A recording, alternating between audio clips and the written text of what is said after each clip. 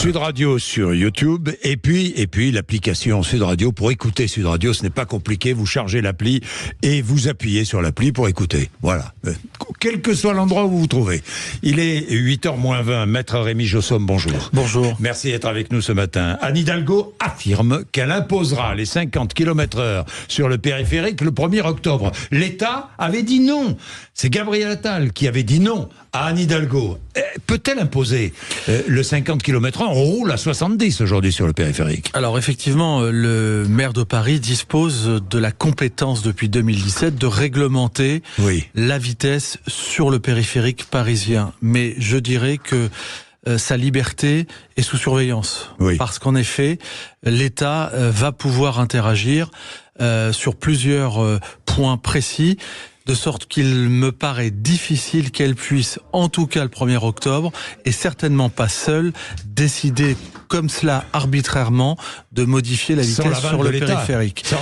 Sans l'accord de l'État, c'est impossible. Et je vais vous d'autant plus, d'après ce que j'ai appris, vous allez me dire si je me trompe ou pas, l'État a compétence sur une partie, un tronçon du boulevard périphérique. Alors déjà, très simplement, le code de la route, partie réglementaire qui ne se modifie que par décret, prévoit dans l'un de ses articles la vitesse à 70 km/h sur le périphérique parisien. Donc déjà, ne serait-ce que pour modifier le code de la route et les dispositions du code de la route, il faut la signature d'un décret. Donc, c'est le premier point difficile. Le deuxième point difficile, c'est que seule la préfecture de police de Paris, donc la préfecture, donc l'État, a compétence pour modifier et actualiser les vitesses dans les radars automatiques qui ceinturent le périphérique parisien d'une part, et d'autre part, ce ne sont que les agents de la préfecture de police de Paris qui, eux aussi, procèdent au contrôle de vitesse sur place. Donc, une mesure prise en l'état sans que les moyens et les mises en œuvre ne soient suivis d'effet par l'État, ça me paraît difficile. La maire de Paris décrète la vitesse à 50, sauf que les radars automatiques resteraient à 70. Ça serait une situation particulièrement ubuesque. Et d'autre part, et pour répondre précisément à votre question, effectivement, la maire de Paris peut modifier la vitesse sur prescription du préfet, ce sont les textes très clairs. Et enfin, dernier point difficile, c'est que certains axes et certains endroits stratégiques, et notamment de protection et de défense, je pense par exemple à la portion du périphérique qui est à côté du ministère des Armées et de la compétence de la préfecture. Donc ça me paraît très compliqué. Ce tronçon-là et de la compétence de l'État. Exactement. Et la mairie de Paris n'a rien à voir avec ça. Voilà, donc ça va être difficile. Ça va être difficile.